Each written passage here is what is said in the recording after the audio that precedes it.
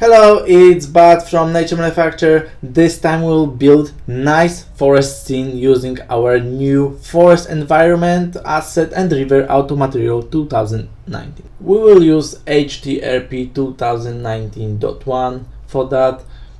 It's exactly 5.7.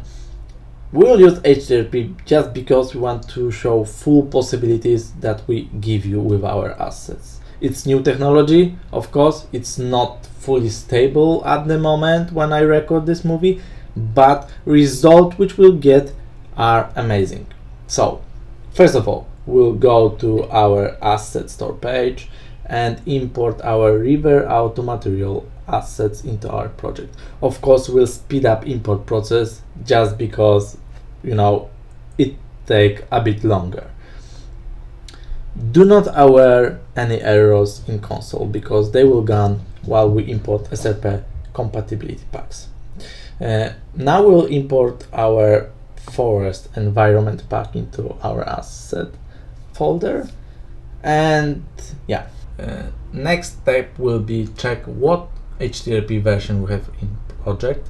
It seems in package manager it will show us 5.7 HTRP, so we search for compatibility packs which are included in our asset with exactly the same signature. So we import HTRP 5.7 compatibility pack for river auto material. What will happen? Basically, it will replace all materials, shaders, prefabs, and sometimes models. Especially for forest, it will be models. Why? Because HTRP use totally different render, and for example for forest, as HTRP supports subsurface scattering, we have totally different tree models just to support and give you best result with this pack. We will go to HTRP render pipeline asset now and check if all settings are properly for our HTRP project. First of all, we will go to volumetric light setup and check if it's high quality enabled. Of course, it will take some rendering time, but it's totally worth to use it. The second thing that we should think about is SRP Batcher. It's quite new system which give additional performance boost only when you use huge amount of the same objects at the scene. I feel like it's very useful, but not for these small scenes we will build at this movie, so we'll leave it turned off. Another setting that we have to think about is our subsurface scattering settings. Basically, we have to add our diffusion profiles to the rendering. So we simply drag and drop diffusion profiles into diffusion profile list. Why it's so important? Because without this, subsurface and scattering and translucency will not work properly, and foliage will not behave as it should be. So, first step, we go to our forest demo scene from pack, and we will use it just to copy some rendering settings. Why? Because it's very time consuming to do this step by step manually, and probably it will take, I would say, a few hours to show why and how we set up each value. So we simply copy wind settings, directional light, post-processing settings, rendering settings, fog volume, and our camera settings as well into new scene. Usually it takes about 2 weeks for our team to set up this properly, and always someone is unhappy from that. So truly, we will just copy this into another scene. We go to lighting settings and we change to baked in direct without real-time illumination. Of course, GPU light map generation. It will be super fast, and you will see that it's best solution for scenes at the moment at HTRP. It's best moment to add terrain now, so we create a terrain object at this scene. We will set up something small because, you know, I'm not able to create huge landscape with such a short time, especially so detailed. So we'll set up something like 70 meters, nothing bigger. Of course, if we reduce the size of the terrain, we should also reduce high map resolution to something smaller, because the whole idea is that high map resolution shouldn't be bigger than half of the meter, right? It's easy to check if our current high map resolution is properly. We simply create 3D object and we set cube. First of all, this cube gives us info about scale of the terrain, the reference. Then we go to terrain and set brush size around 1 and see how the high map will behave if we will move up 1 vert. Basically, it will even show up how the vert distribution is on our terrain. So just let's take a look. You see, seems that we have about 2 up to 3 verts for 1 meter square. So it's fine. Of course, you could use higher resolution for that, but for terrain, but I don't think it's reasonable. It's waste of sources. Okay, let's move to textures on our terrain. We'll add layers one by one. In new Unity terrain, we add layers instead of textures. So we simply, as the first texture, we add soil, then we'll put some grass, and at the end we will add rocks. It's a good habit to set textures in this order, mostly because of the high blending.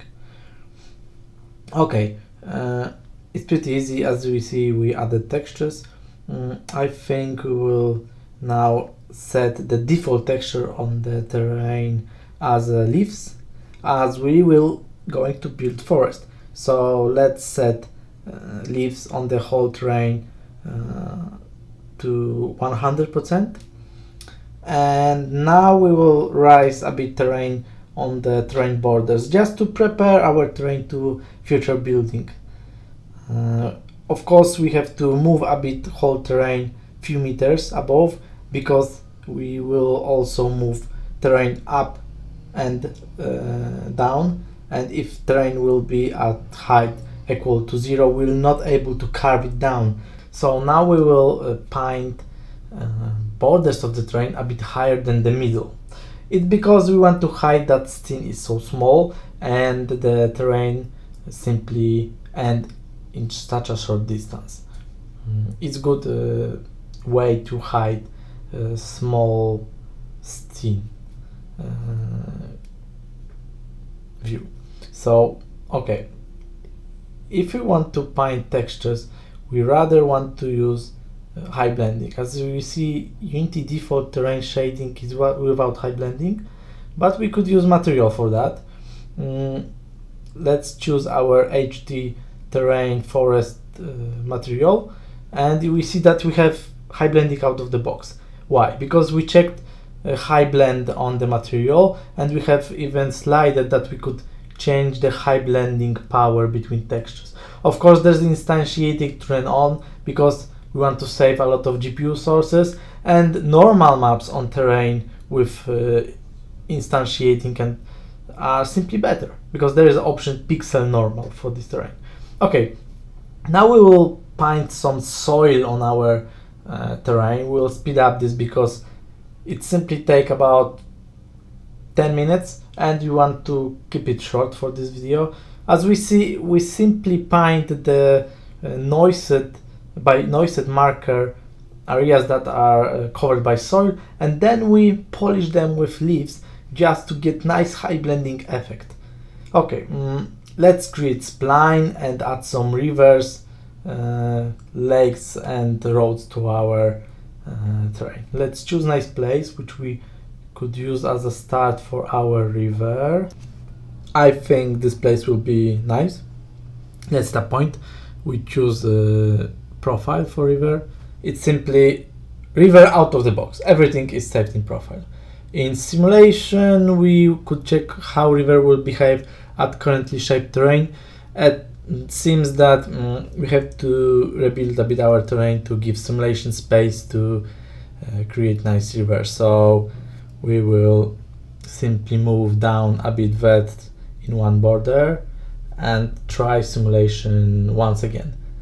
Let's go back to our spline simulation and okay, let's uncheck block uphill and brake on uphill now and see what will happen. Yeah, so we get such a result. Okay, now we will make our river shorter so it will fit directly the terrain. I think this will be fine. We click generate and we have river out of the box.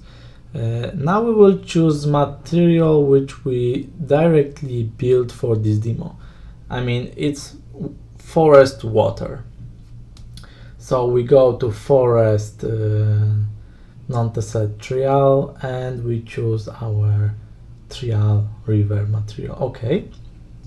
We will add just a bit river so it will be end with our terrain. If we will move points higher or lower, river auto material will generate automatically waterfall for us.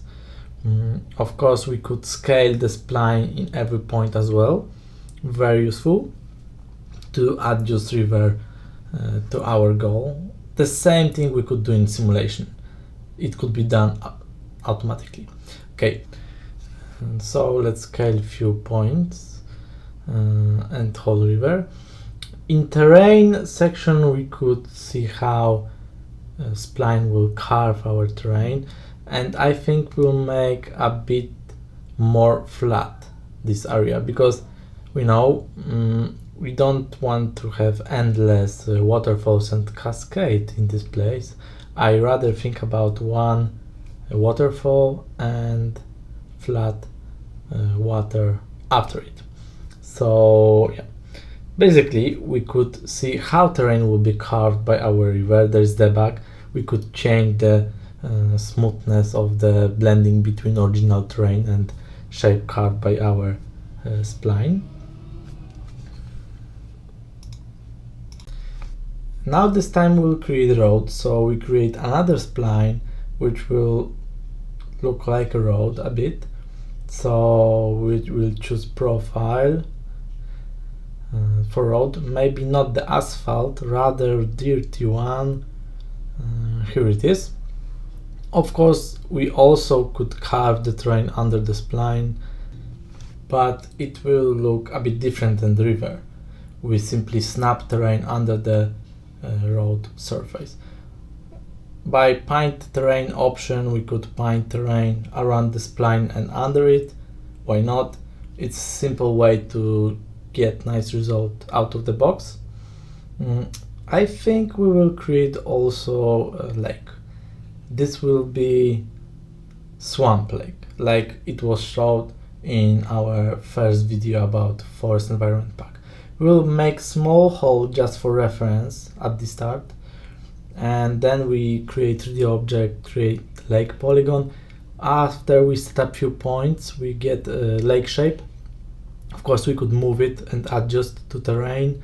We choose profile for it, so it will get swamp shading and things out of the box. After carve, we could see there's something that we could adjust more. So let's move a bit points of our swamp lake and see how it carves. Not good. So let's change the terrain carve spline and adjust it a bit so it will make our swampy lake a bit deeper. Oh, now it looks okay, but seems we could do something more. We will choose material which was directly for a swamp from our video, and it will be R.A.M trial swamp. Yeah, and it's adjusted directly for HTRP swamp area from our forest. To get proper reflection, we have to put some reflection probes into our scene. We will separate the reflection probes for water and whole environment, because we don't want to blend whole environment reflection probes with our water probes. So let's put some reflection probes into water surface. By doing this, we will make accurate reflections for this water part. So we'll put few reflections along the water surface and we'll bake it. Let's speed up this process. Of course, in HTRP we could rotate reflection probes, which is pretty useful. I think we'll paint a bit terrain textures over our terrain, so it will look more like a forest. We will paint some moss and other textures on the ground, so and blend it, of course, with leaves. Okay, let's make some magic with road. We will play with it a bit, mostly on vertex color, but first of all we have to turn off casting shadows by road, because this is surface which is snapped to the terrain, so it shouldn't cast shadows. It's waste of GPU sources. Then we will paint a wet material on terrain as a background. Why? We will blend the road with wet material on the terrain. Let's mix this wet ground with leaves slowly. It has to be done in few steps just to get best result on blending between water and leaves. It will take a while, but result will be very cool. Look. Okay, now we go to vertex color, and our materials support wetness on G channel at vertex color. You see, we get nice wet road, and this wet road is blended basically with terrain. Of course, it's not one-to-one, but I think it's enough. Okay, now let's copy and move reflection probe into our wet area. Why? Because whole wetness and wet materials have only sense when there is a reflection, because they must show something on their surface. So that's why wet materials and all reflecting materials need reflection probes or any other source of reflections. After we finish painting of our terrain, we could try to do something new. We will put slope objects in place where terrain have very big angle. It's very nice way to get nice effect, but the whole thing is that we want to blend the slopes with our ground texture and ground surface. It only will happen when the top and bottom surface of the slope will have the same texture as terrain. In fact, with such a configuration, result should be perfect, but there is something that is very important in this connection. A mesh normal never will be the same as a terrain normal in connection. So there will be always brightness difference between 3D object and Unity terrain. Of course, there is a way to do this with one-to-one blend. It's expensive, but it's possible. I think, in most cases nobody needs this blend perfect space to be perfect, especially when you could simply mask it by foliage, or it's almost invisible when connection between these two surfaces is almost flat. So yeah, it's almost possible. I would say it's possible to blend it perfectly, but it needs a bit of work. In fact, when you will bake GI and whole lighting for scene, put reflection probes and all these things around connected with light, this difference between terrain and model should almost disappear. So let's now put some slopes on our terrain. Let's cover our swamp with some mossy slopes as well, and let's mask connection with moss. We see it's almost perfect. I would say it's enough. Nothing more shouldn't be done. Another thing that we'll do now is add trees to our forest, because we build a forest, so we need the trees. First, I have a habit that I start adding small trees, plants as a first to the terrain, and then I add bigger and bigger. So we'll choose representative plants, for example 2 of them, just to get a nice mix. And we will now add few small trees. We don't need all of these trees because it's rather waste of GPU and CPU to put all type of models. We just choose few. So yeah, 0, 1, 0, 2 are small trees. 0, 3, 0, 4 and 0, 5 are forest border trees because they have a lot of leaves. They are big and I would say very representative. Trees 0, 6, 0, 7 and 0, 8 are forest trees. This is very important. They have low amount of leaves. They don't cast a lot of shadows. The polygons are small and mostly they are focused on bark, on trunk, so they are perfect to fill the forest inside. We will start planting from standalone big trees, so 0, 5, 4, 3 and 2, just to cover border of the forest. It will give density image.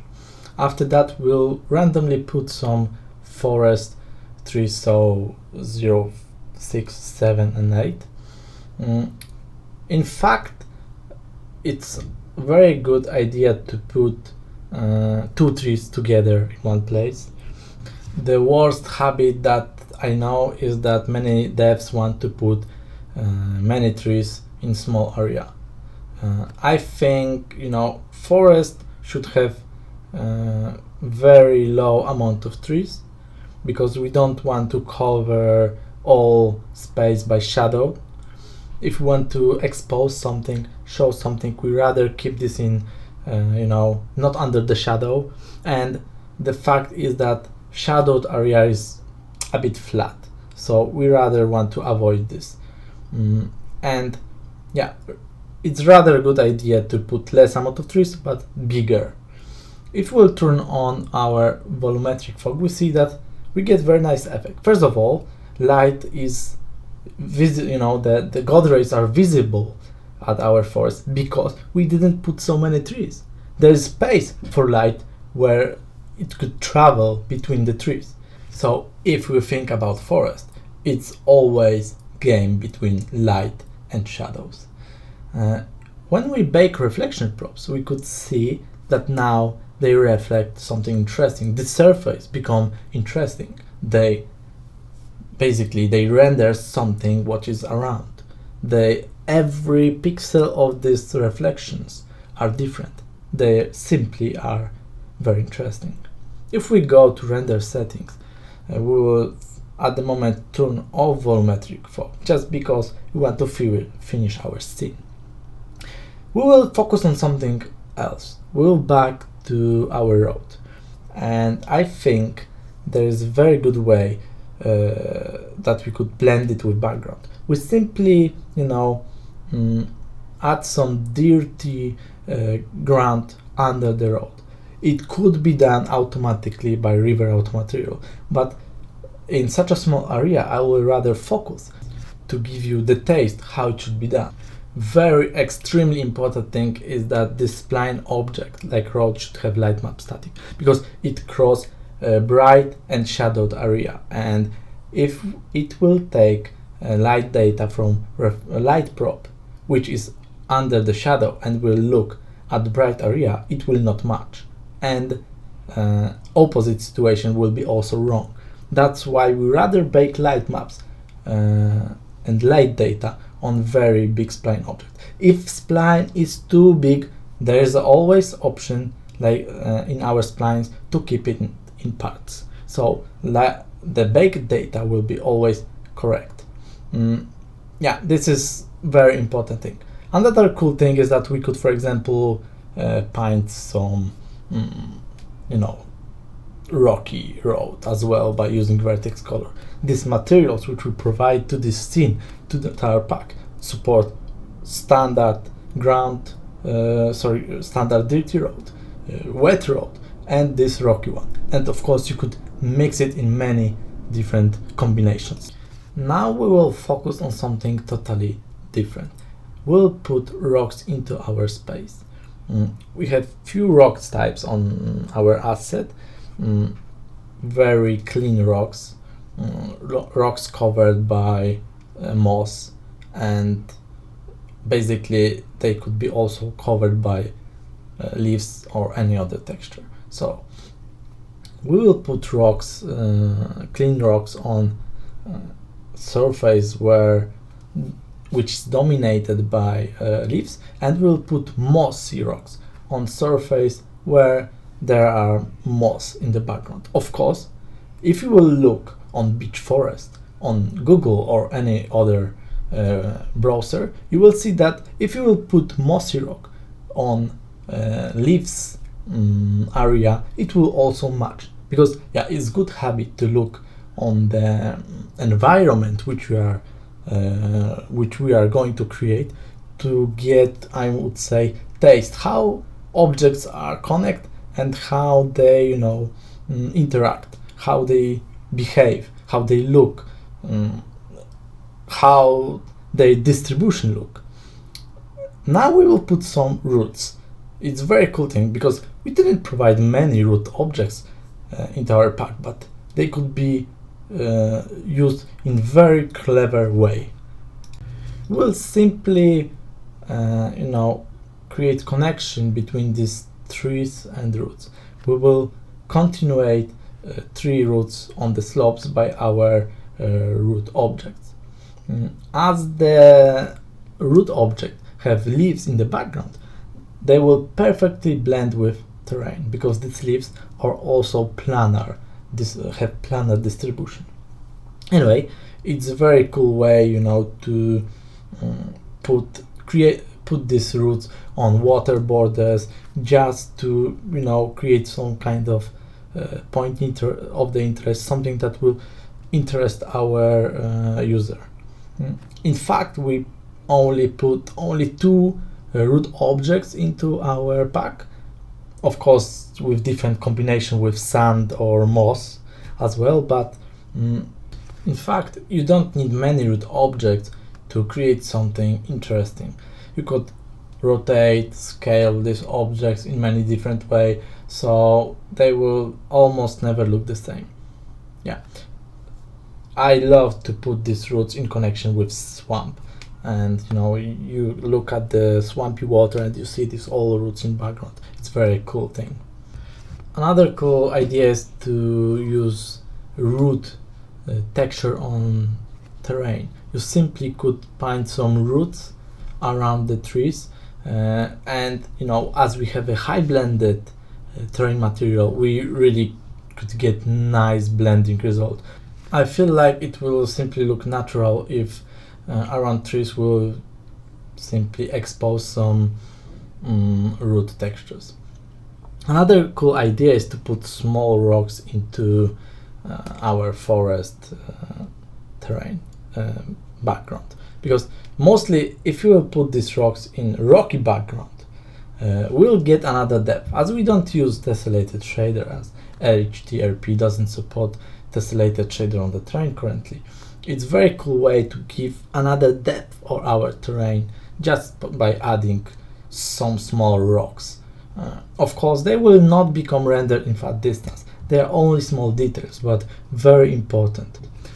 When we put some roots and branches into our terrain, we rather do this randomly beside point of the interest. So it's very good habit to do this by some kind of random spawner, because truly it doesn't need our attention, but this kind of objects are very important just to create natural look of the forest or any other environment.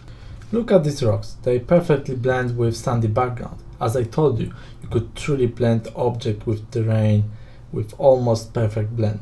Okay, let's back to putting branches into our scene. It simply has to be done, just to get natural look.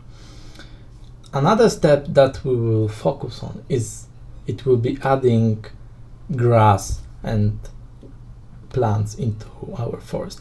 As HDRP actually at this version doesn't support grass systems, so we'll simply add them as trees. We'll choose a few ferns for that.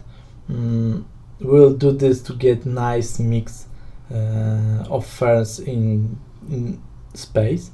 So we'll put some dry fern and very green ferns as well. I think we will also add grass.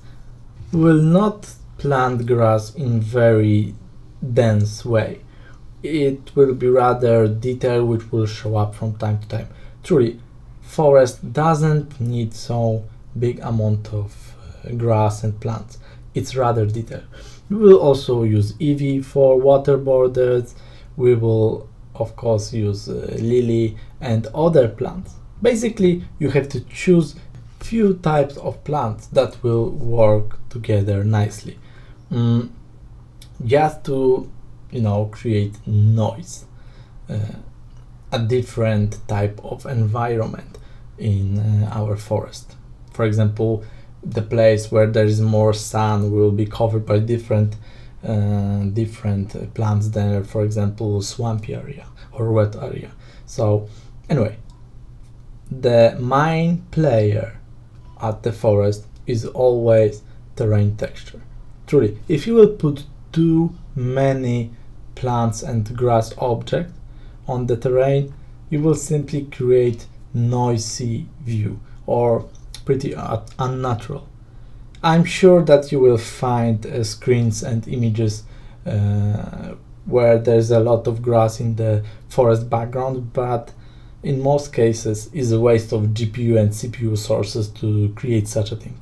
We rather focus to put grass as a detail, as a something that first of all hide connection between models that we rather don't want to expose, or just to create a feeling that this area is wet, or it's mostly shadowed, or it's always on the sun because there are not many trees around, so we'll put a bit more grass. Of course, we could fill the gaps between rocks by ferns and create natural look of the forest, right? There are many ways that we could use plants, but never put in too many. In fact, such a scene will be simply unplayable, and not only because of GPU and CPU sources performance, but just because simply foliage will be too dense to move or do anything. Okay, if we'll go now and play with fog a bit, we will choose one fog volume and we will activate it. Rest fog objects are not interesting at the moment. Now we will match the fog volume, the area of the influence to our scene. The whole idea that we want to do is to put fog near the ground, not so high, but also not so low. We see that it's very cool effect. It expose God rays and light shafts as well, but never use too much fog in the scene, because you could kill whole depth of the image. For example, we will increase our fog visibility, so you'll see that it will simply truly kill the whole environment only because of very dense fog. So let's increase it a bit. You see, it's useless. So I think we should adjust it very soft, and yeah, the result will be best in such a way. I feel personally that it looks good. Now we will generate light and all reflection props as well, so we'll get full view how the forest at the moment look. I would say one of the last thing that we have to do is put some details like roots, leaves and such objects. They are very good to hide non-representative connections, or just to put more depth into our scene, additional layer on the forest. We could play even more with our water surface with river auto material. For example, we could paint duckweed by vertex colors, but if we want to use vertex colors, we need to have a resolution, we need VEDs to paint, so we need to keep our mesh very dense, or just more dense than usual. So after we increase the density of the mesh at our lake, we could now in very high precision paint, for example, duckweed, or if we will change vertex color to green, we could paint the roots as well. So we could truly make very interesting environment with huge amount of details just by using our river auto material and swamp, right? Okay, so we'll put some mushrooms and other small objects. Mushrooms are very cool objects just to hide connection between roots and trees. And if we put basically these mushrooms, they are details that bring attention into our eye. So it's good habit to choose a color of the mushroom that will be that will create contrast between terrain, roots and background. For example, in dark area we rather want to put white mushrooms. Level design is basically also game of colors, light, shadow and colors. Now we will maybe put a bridge, why not, to our river, just to add another object. For example, this bridge, we could also put other bridge at the bottom of the waterfall as well, like we did this in video, but it's always some kind of point of the interest. It will look nice, but maybe not this time. Okay, so what next? I think we built very nice forest, but we could, for example, put more grass in this area. At the moment, forest is built from trees and plants, but we could, for example, create some kind of grassy area. So first of all, we will cover background with small trees. The main rule is that if there is light, there's a lot of leaves, grass, and basically it's green area covered by grass and small plants. We'll add some wet materials just for noise, and like before we add some bushes, roots, branches, leaves, stones and all things that we used before. We'll put some white mushrooms just to get nice contrast, and voila, done. Let's put some particles now. Simply we drag and drop particle dust into our forest. They look especially good when they are in area where there are sun shafts. To finish our waterfall, we will use water cloud at the bottom. It's good habit to open label with shape, just because we want to see how emitter looks, and we could slowly match it with our water surface, so there will be no intersection, and this particle emitter will be a bit above our water surface. With clouds we will create some kind of mix in the middle of the waterfall, just the water particles that move up after they hit something.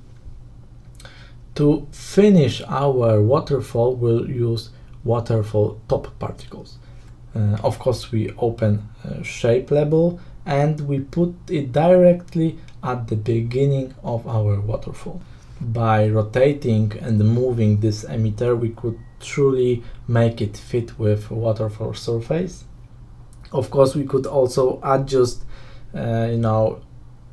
it with speed particles and many different ways that will force these particles to move in specific direction which is close to our waterfall surface.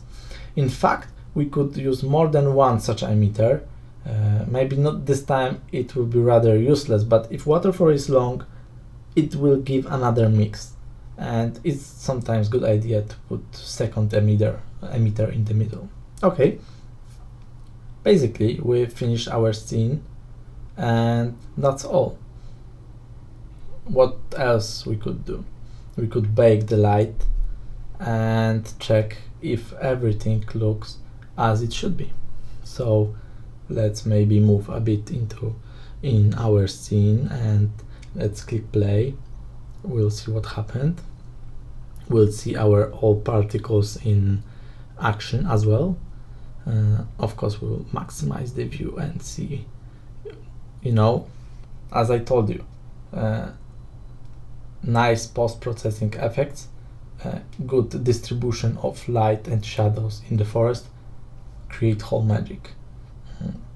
With HDRP high blending at the terrain, you could truly make amazing views. I'm big fan of HDRP because the way how it renders, the way how the translucency and scattering works at this engine is absolutely amazing. We get very nice result. Look at this grass area which we built at the end. If we look at the trees distribution at our forest, we didn't put many trees and the forest look like a forest just because we hold all forest layers. If we look at the terrain, as I told you, is a main player at the forest. We didn't have to put many plants. We rather try to expose terrain textures. The blend between wet soil and leaves, the blending between sand and leaves, the blending between moss and leaves, it's truly perfect. Why? Because first of all, these assets are scans.